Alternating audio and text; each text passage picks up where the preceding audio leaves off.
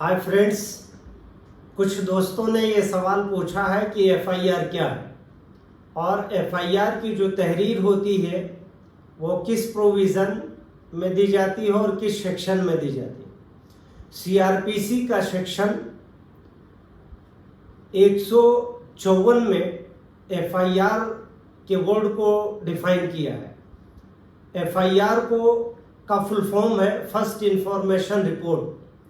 किसी घटना या इंसिडेंट के बारे में जो पहली बार लिखित या ओरल जो भी इंफॉर्मेशन दी जाती है संबंधित स्टेशन हाउस अफसर को या उसके सुपीरियर अथॉरिटी को, अगर थाने को दी जाती है तो 154 में दी जाती है, उसके सुपीरियर अथॉरिटी यानी एसपी को दी जाती है तो 154 सब क्लास 3 में दी जाती है, और अगर सुपीरियर अथॉरिटी को दी जाती है कंप्लेन से रिलेटेड तो वो सेक्शन 36 सीआरपीसी में दी जाती है।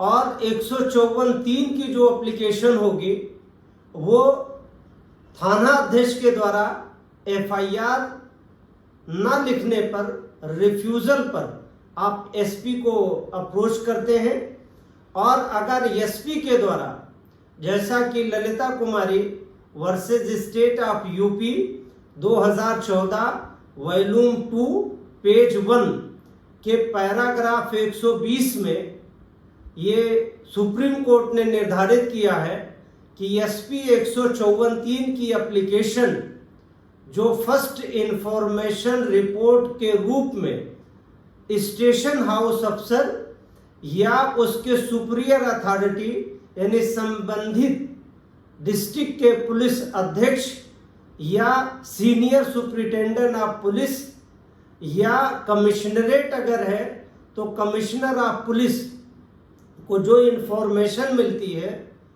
उसको तत्काल प्रभाव से एफआईआर के रूप में परिवर्तित कर 154(1) और 154(2) में फ्री ऑफ कास्ट उसकी कॉपी एफआईआर लिखकर वादी मुकदमा को या वादी मुकदमा के बिहाफ पे जो भी अप्रोच कर रहा है उसको फ्री ऑफ कॉस्ट एफआईआर की कॉपी प्रोवाइड कराई जाए।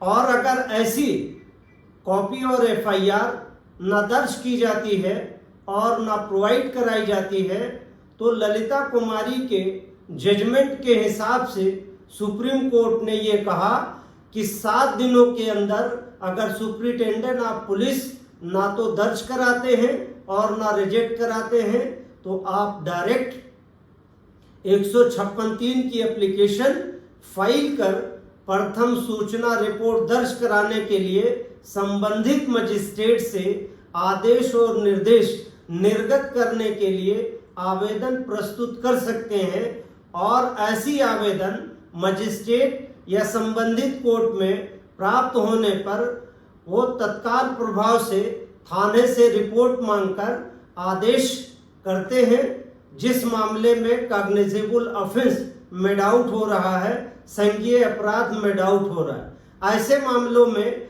अगर मजिस्ट्रेट चाहे तो खुद इंक्वायरी कर सकता है और उसमें विटनेसेस को वो डायरेक्ट एग्जामिन कर सकता है। विटनेस वादी मुकदमा और विटनेसेस के एग्जामिनेशन के बाद अगर वो चाहे तो एफआईआर का आदेश दे सकता है, पुलिस इन्वेस्टिगेशन के जांच का आदेश दे सकता है, और अगर चाहे तो उसका विचारण खुद कर सकता है। देखिए, अब इसमें 2 बातें हो गई कि मजिस्ट्रेट जब विचारण करेगा तो कंप्लेन के रूप में करेगा या स्टेट के रूप में करेगा। अगर वो स्टेट के रूप में दर्ज हुआ तो स्टेट वर्सेस एक्यूज होगा, और अगर कंप्लेन होगा तो कंप्लेनेंट वर्सेस एक्यूज होगा।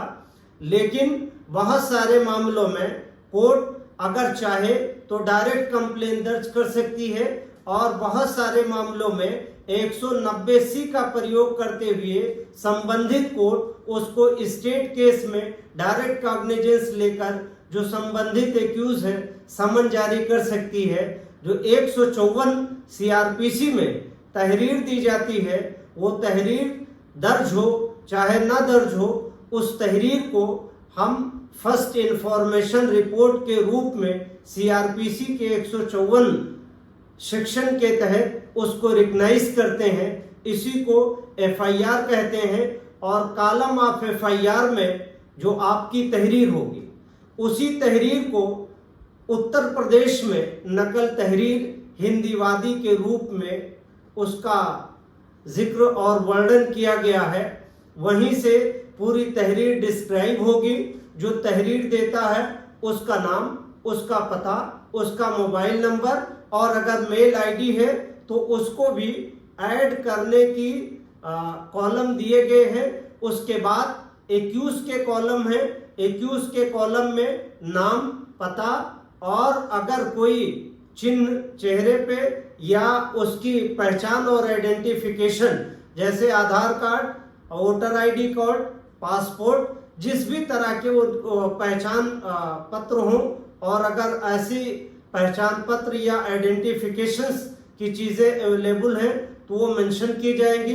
इन्फॉर्मेंट की एज भी कॉलम ऑफ एफआईआर में मेंशन की जाती है। ऐसे ही एक्यूज की एज और उसका रेजिडेंस पत्राचार का पूरा मेंशन किया जाता है। और लास्ट में स्टेशन हाउस अफसर के सिग्नेचर से वो एफआईआर दर्ज की जाती है और उसको यूपी कोर्ट के वेबसाइट पे अपलोड किया जाता है। कुछ मामलों में अपलोड नहीं करते हैं। जो मामला रेप से या पास्को एक्ट से रिलेटेड होता है, ऐसे मामलों में एफआईआर इंटरनेट पे यानी ऐप पे लोड नहीं होती है। बाकी बहुत सारे मैटर्स में यूपी कोर्ट पे एफआईआर अपलोड होती है। तो अब शॉर्ट में हम ये समझते हैं कि एफआईआर क्या है और एफआईआर किसे कहते हैं। जो पहली मर्तबा एप्लीकेशन संबंधित थाने पे या संबंधित पुलिस अधिकारी को, चाहे लोअर चाहे अपर, जो दी जाती है, उसको हम 154 सीआरपीसी में फर्स्ट इंफॉर्मेशन रिपोर्ट यानी हिंदी में प्रथम सूचना रिपोर्ट कहते हैं। उम्मीद है कि ये वीडियो हमारी आपको पसंद आई होगी। अगर ये वीडियो आपको पसंद आती है तो लाइक, शेयर एंड सब्सक्राइब करना ना भूलें। और अगर किसी तरह की क्वेरी है और किसी तरह के जजमेंट और लीगल सहायता की आवश्यकता है तो आप हमें कमेंट बॉक्स में, हमारे व्हाट्सएप पे, हमारी मेल आईडी जो डिस्क्रिप्शन बॉक्स में है उस पे लिख सकते हैं। हमारे साथी और हम खुद भी देखकर आपको रिप्लाई समय से करने की कोशिश करेंगे। और अगली वीडियो में मिलते हैं फिर एक नई इंफॉर्मेटिव और जानकारी के साथ। तब तक के लिए आप अपना ख्याल रखें। शुक्रिया, थैंक यू।